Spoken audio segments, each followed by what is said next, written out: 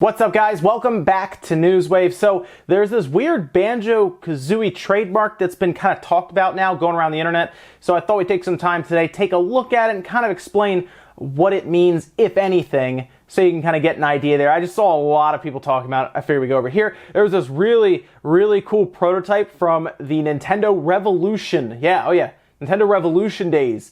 That was made public after someone bought it at auction. You're going to want to see this because it's a bit different than how we remember, I guess, the Wii and what it became from the Revolution. It's kind of interesting there. And then we also got our first look at sales in the UK for Red Dead Redemption 2. We kind of start to figure out how it's going to do everywhere else as well from that. First though, guys, remember, if you enjoy these videos, make sure you hit the like button. It does help out. YouTube's been kind of weird recently. A lot of people have noticed it, so it's odd what's going on now. No one's really sure, but a lot of theories are out there right now. Also, we're coming up on 150,000 subscribers. The goal was to get there before the end of October. It's going to be close, but if you're new here, make sure you subscribe. Help us get to that milestone of 150,000 subscribers. First, we're going to start with some quick news, starting with this interesting bundle for Crash Bandicoot N. Sane Trilogy and the Spyro Reignited Trilogy. Remember, Spyro's not out till mid-November, November 13th, but there's already a bundle that started to appear on retailers, including Walmart, which you're seeing here, and that is a bundle where you get both Crash Bandicoot, the full N. Sane Trilogy,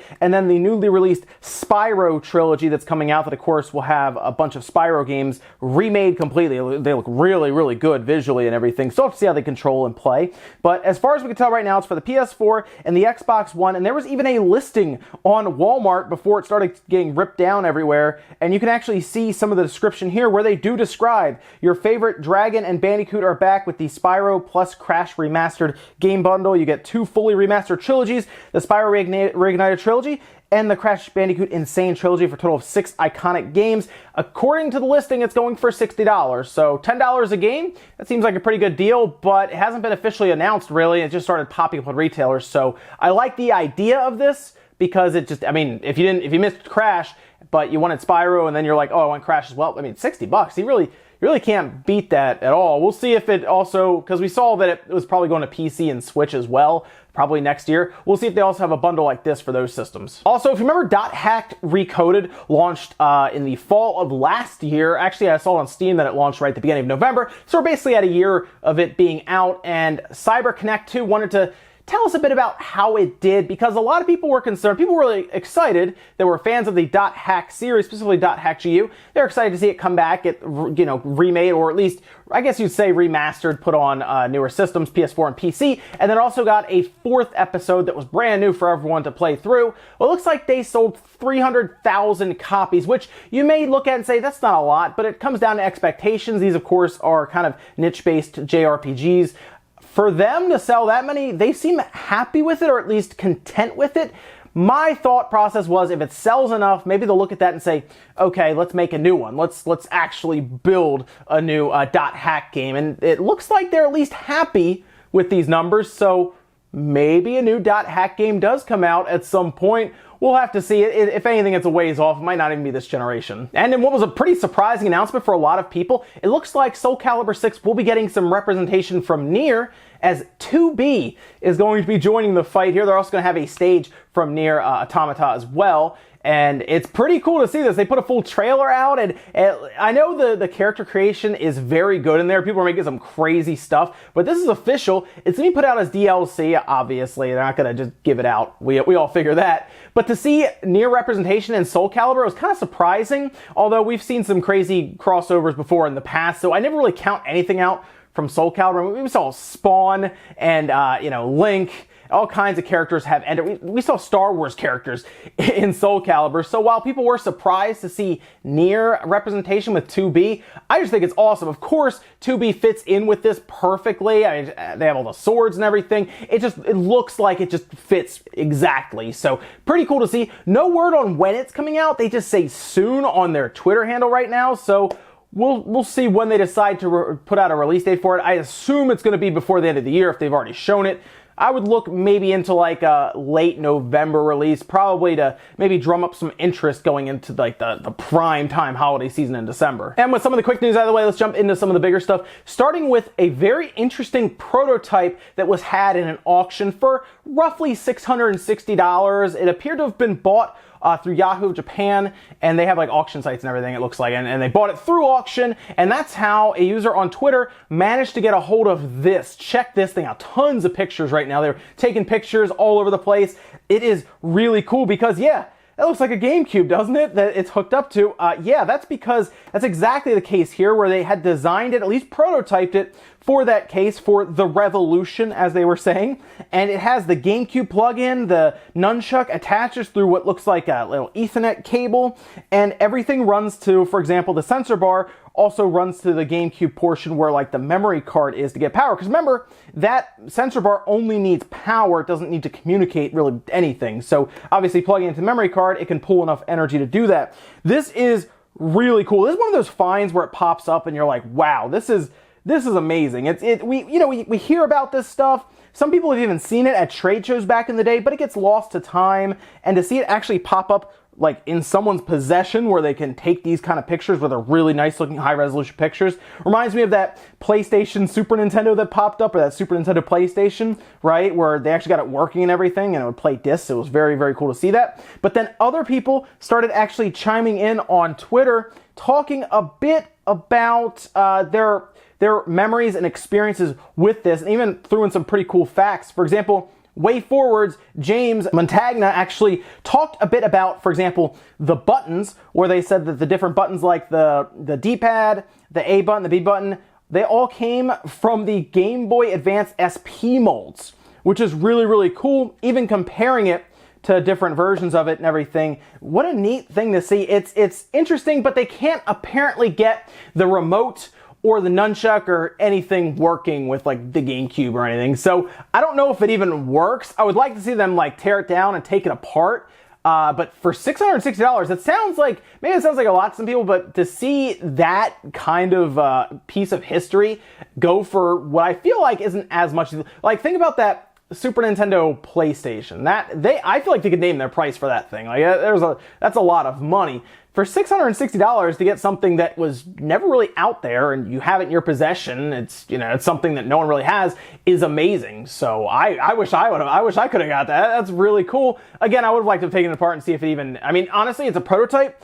We don't even know if it actually has functional components inside. This could have been something they were playing around with in like when they were molding it and just seeing what it would look like and have the cables run to see what it would feel like and everything. So we don't even know if it's necessarily functional. Really cool to see though, and we'll see if anything else comes out from this where maybe they do get it working, or maybe they send it away, or they talk to someone and they figure out what game it could work with. It's interesting to see, and we'll just have to see if anything else happens. Next up, let's talk about this Banjo-Kazooie trademark. Now, trademarks are funny because sometimes companies will just trademark stuff and never do anything with it. They just want to make sure that they still have ownership of it and they don't get any legal battles of somebody else trying to take it, and it's a whole thing, right? It's a whole legal thing, but that's why they hire people to take care of this stuff, and it looks like somebody took care of Banjo-Kazooie as it needed to be renewed. It seemed to be coming up on its 10-year renewal, and they did just that. The thing is, people spotted it, and of course, with the rumors currently going around about Smash Bros, well, you can kind of see where that went with Banjo being in the leak. People see this trademark. We also have XO coming up, which a lot of people are assuming that there will be a new Banjo-Kazooie game there. It's hard to say if it's like the next one or we've seen things with Crash and Spyro. You never know, they could remake it. There have been talks of that. The big thing though is a lot of us think that there would be a new version of Banjo-Kazooie.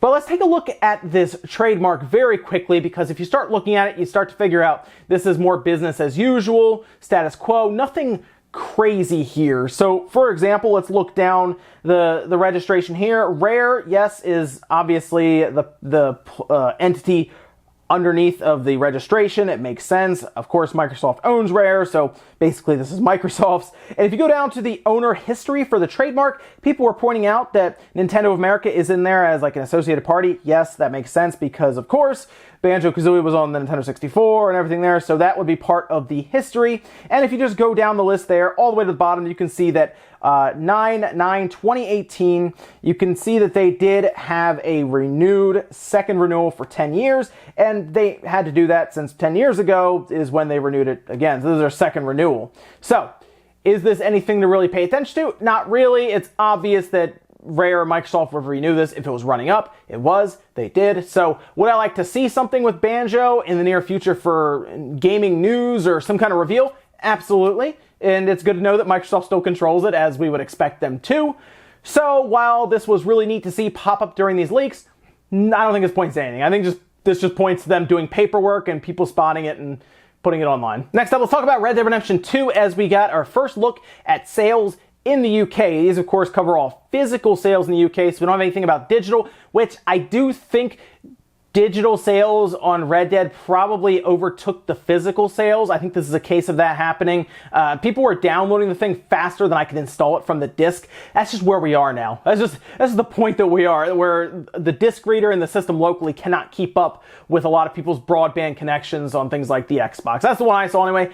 I didn't experience the installation process on the PlayStation myself, so I can't speak to that personally. But yeah, people were sending me images of them downloading faster than I was installing. So great, that's where we are. But the UK sales charts did show that Red Dead Redemption 2 did come in number 1 that week. Surprise, right? Yeah, no. But believe it or not, it was not the best-selling debut week for a game this year. That actually still belongs to FIFA 19 in the UK. Again, surprise, FIFA's popular in the UK. Wow, would have figured. Yes, Red Dead Redemption 2 is number 2 technically behind FIFA 19 when it comes to that. However, it still handily outsold Call of Duty Black Ops 4's initial sales for its debut week. And keep in mind, Red Dead Redemption 2, while it didn't sell as much as GTA 5, apparently it sold about 28% of GTA 5's debut.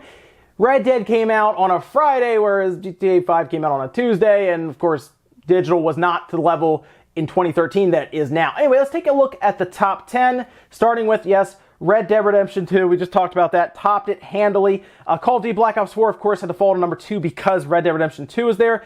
FIFA 19, we just talked about FIFA. Yeah, it's in the top 3.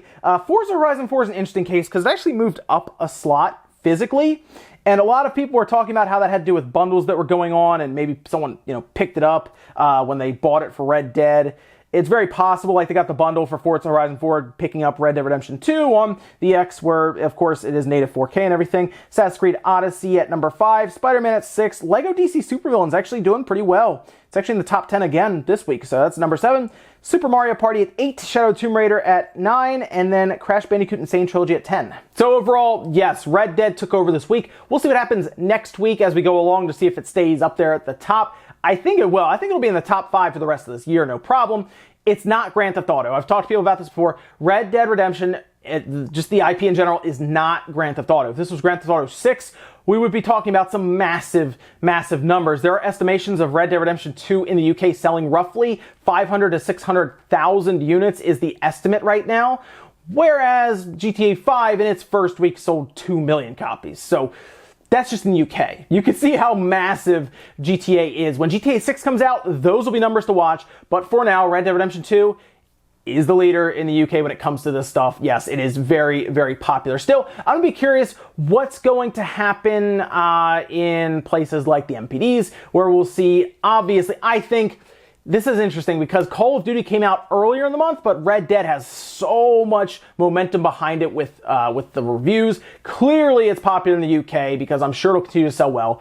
But the MPDs are where it's going to be very, very interesting. It's only going to have, 5 days in this month, whereas Call of Duty had like half a month to sell copies. So we'll see more about that at the end, or mid-November. We'll find out more about that and see how things went. But good sales, good start so far. And our last bit of news, let's talk about Wolfenstein with Nintendo. Now, of course, Wolfenstein Youngblood is coming out, as far as we know right now, PS4, Xbox One, PC. We did see this weird listing for the Switch, and then it got pulled down kind of randomly. Like we saw it was up for a while. Everyone thought that was happening because, of course, Doom Eternal was confirmed for the Switch, and Bethesda has a pretty good history of bringing, apparently right now, like a lot of stuff to the Switch. So there was a lot of assumption that was correct. That listing got pulled. We haven't heard anything since then, at least until now. See, PAX Australia, Pete Hines did talk a bit about what it seems to be just like their interest in the Switch, bringing games over. They want to be apparently the leading publisher to be bringing games over constantly to the Switch. And he even went as far as to tease during a panel that the next Wolfenstein game is going to the Switch. I'm not really surprised by that. I don't know if he's talking about Youngblood or Wolfenstein 3, which they've pretty much confirmed is happening. But one thing's for sure, I think they know that Panic Button can get this done either way, as they're working with them for Doom Eternal, right? They've had experience with Wolfenstein 2 and the engine that would be running on, the id engine, so I'm not surprised, but is he talking about Wolfenstein 3 or is he talking about Youngblood? That's the big question here. Is Youngblood going to be announced in like a Nintendo Direct or something, or just randomly put out on Twitter? I feel like it would have been saved for a Direct, but I guess you never know. I mean, Doom Eternal's next, as far as we can tell, for the Switch from Panic Button and Bethesda coming together like that for a big game. We'll see how that goes, but I'm not shocked to hear that the next Wolfenstein, that's probably still in planning and development right now, and Panic Button would come in during that to work through it, like they're kind of doing with Doom Eternal now.